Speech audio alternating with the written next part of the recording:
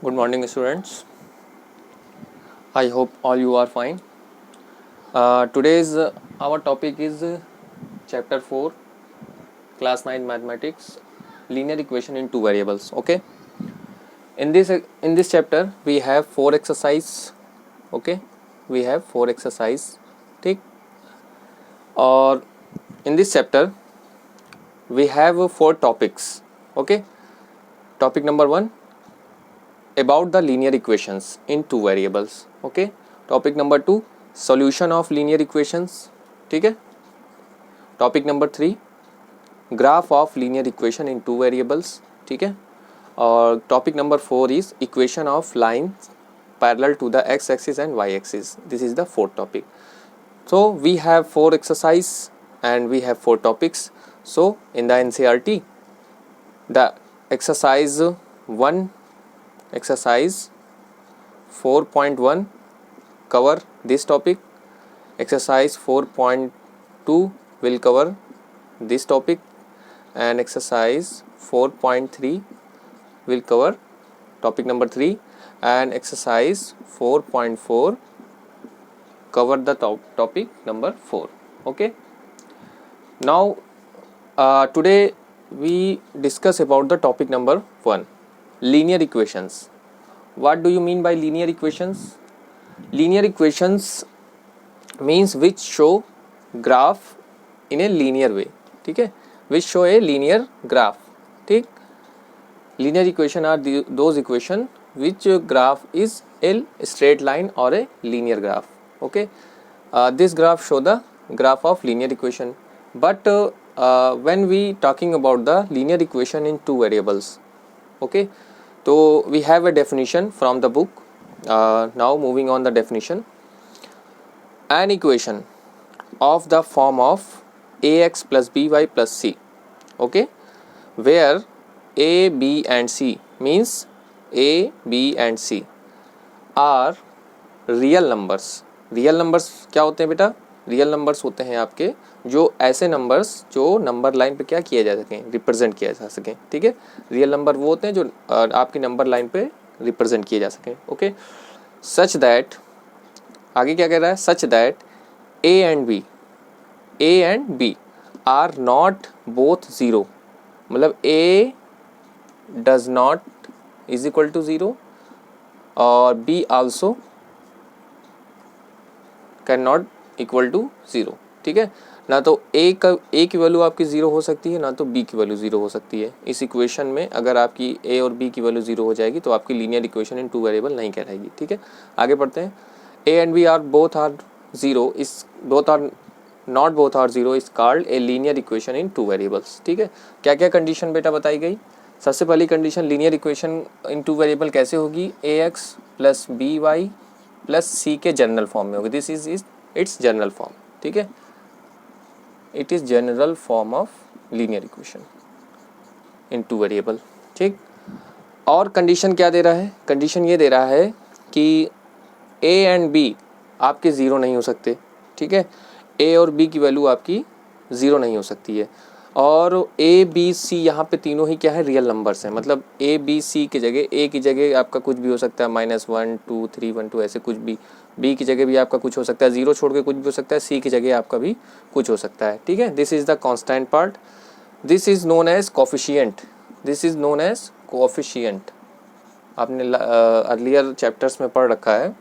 This is known as coefficient of X. This is known as coefficient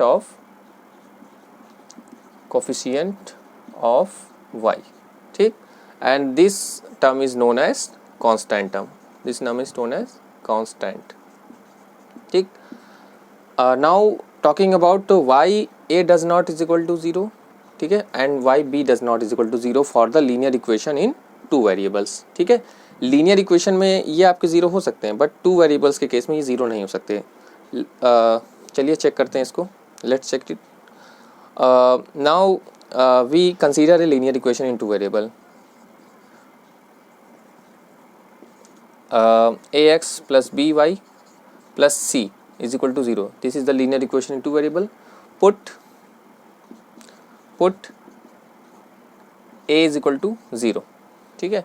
तो 0 into X plus B Y plus C is equal to 0, ये पूरा term आपका 0, तो B Y plus C is equal to 0, ठीक है। Now पहले के क्या था, जब हमारी जनरल फॉर्म में था, जब ए और बी आपका 0 नहीं था, तब यहाँ पे आपका वेरिएबल नंबर 1 एक वेरिएबल ये था और वेरिएबल नंबर 2 ये था। मतलब कि एक लीनियर इक्वेशन में दो वेरिएबल का प्रेजेंट होना ही उसको लीनियर इक्वेशन इनटू वेरिएबल बनाता था, ठीक है। अब जब हमने क्या किया, ए की जगह 0 पुट कर दिया, ठीक है। हम इस चीज़ को चेक कर रहे हैं कि ए की जगह 0 क्यों नहीं हो सकता, ठीक है। तो जब हमने ए की जगह 0 पुट कर दिया, तब यहाँ पे हमारा लीनियर इक्वेशन तो रह गई ये लीनियर इक्वेशन तो है, क्योंकि इसकी डिग्री ऑफ पॉलिनोमियल कितनी है, 1 है, ठीक है। लीनियर इक्वेशन की डिग्री ऑफ पॉलिनोमियल कितनी होती है, डिग्री ऑफ पॉलिनोमियल इसकी कितनी होती है, degree of polynomial is equal to 1 होती है, ठीक है। तो इसकी डिग्री ऑफ पॉलिनोमियल 1 है, बट इसके पास वेरिएबल कितना रह गया, ओनली वेरिएबल नंबर 2 बचा है इसके पास। वेरिएबल नंबर 1 इसका 0 हो गया, किसकी वजह से 0 हो गया, ए की वैल्यू 0 रखने की वजह से। तो अब ये लीनियर इक्वेशन इन 2 वेरिएबल नहीं रह गई, ठीक है। इसी वजह से ए की वैल्यू 0 नहीं हो सकती, ताकि ये 2 वेरिएबल इक्वेशन से 1 वेरिएबल वाली इक्वेशन में ना आ जाए। इसी तरीके से b is equal to 0 put करके देखते हैं, put b is equal to 0, इसमें b is equal to 0 put करके देखो, तो आपका हो जाएगा ax plus 0 plus C is equal to 0, means ax plus C is equal to 0. You can see easily. Now we have variable number 1 but not variable number 2. In this case it is also convert in linear equation in one variable. ठीक है, ये किस में convert हो गई, linear equation इन 1 variable हो गई. इसी वजह से हमारी लीनियर इक्वेशन इन 2 वेरिएबल में कभी भी a की वैल्यू 0 और b की वैल्यू 0 नहीं रखी जा सकती, ठीक है, या कभी दी नहीं होगी. अगर ऐसा होता है तब क्या करेंगे, तब उसके लिए बेटा हमारे पास एक लॉजिक होता है. ठीक है, उसके लिए हमारे पास एक लॉजिक होगा. आप ये डेफिनेशन नोट कर लीजिएगा. मैंने वैसे इसका PDF भी आप लोगों को भेज दिया था, इसको आप लोग लिख लीजिएगा. देखिए, अगर आपकी लीनियर इक्वेशन 1 वेरिएबल दी है तो उसको 2 वेरिएबल में कैसे कन्वर्ट कर सकते हैं. ठीक है, method to convert linear equation in 2 variable. ठीक, चलिए. Now consider an example. We have an equation 5x plus 4 is equal to 0. This is a equation, a linear equation in 1 variable. What is the variable? The variable is x. ठीक है, 1 variable x. Okay, we have to convert it into linear equation in 2 variable. How? देखिए, अगर इसके पास दूसरा variable नहीं है, इसका मतलब कि उस वेरिएबल का जो कोफिशिएंट रहा होगा. ठीक है भाई, इसका जनरल फॉर्म, लीनियर इक्वेशन का जनरल फॉर्म क्या है, 2 वेरिएबल का ax plus by plus c is equal to 0. This is the general form of linear equation in 2 variable. We have ax. ठीक है, we have ax, we have c, but we not have by. ठीक है, means इसका दूसरा variable y यहाँ पे गायब है. तो इसका मतलब कि b की वैल्यू कितनी रही होगी, 0 रही होगी, जो इसको क्या कर गई, गायब कर दी. तो इसको हम इस तरीके से लिख सकते हैं, 5x plus 0 dot y plus 4 is equal to 0. Okay, this is the linear equation in 2 variables. ठीक है, 1 वेरिएबल, 2 वेरिएबल एंड कांस्टेंट. अब इसको इसके साथ कंपेयर करा करके एक काम हम लोग और कर सकते हैं. इसको इसके साथ कंपेयर कराओ. ठीक है, इसको इसके साथ कंपेयर कराओ, इसको इसके साथ कंपेयर कराओ, तो हम कुछ चीज़ें गेट कर सकते हैं. सबसे पहले 5x को ax के साथ कंपेयर कराओ, तो आपका हो जाएगा ax is equal to, compare कराने का मतलब होता है टर्म को आपस में इक्वल लिखना. तो ax को किसके इक्वल लिख देंगे, 5x के. ठीक है, x से x कट गया तो a की वैल्यू कितनी आ गई, 5. तो यहाँ से हम लोग इन कोफिशिएंट की वैल्यूज़ भी निकाल सकते हैं. चलिए दूसरा वेरिएबल टर्म कंपेयर कराते हैं. by is equal to, by किसके बराबर होगा, 0 डॉट y के. डॉट का मतलब यहाँ मल्टीप्लाई है, y से y कैंसिल, तो b की वैल्यू बेटा कितनी हो गई, 0 हो गई। ठीक, थर्ड इसको इसके साथ कंपेयर कराएंगे तो c इज इक्वल टू 4 आपका डायरेक्टली यहाँ पे मिल गया।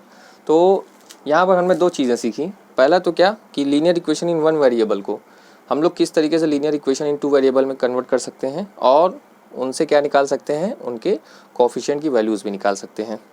ठीक है, I think you got the point. Now moving on the exercise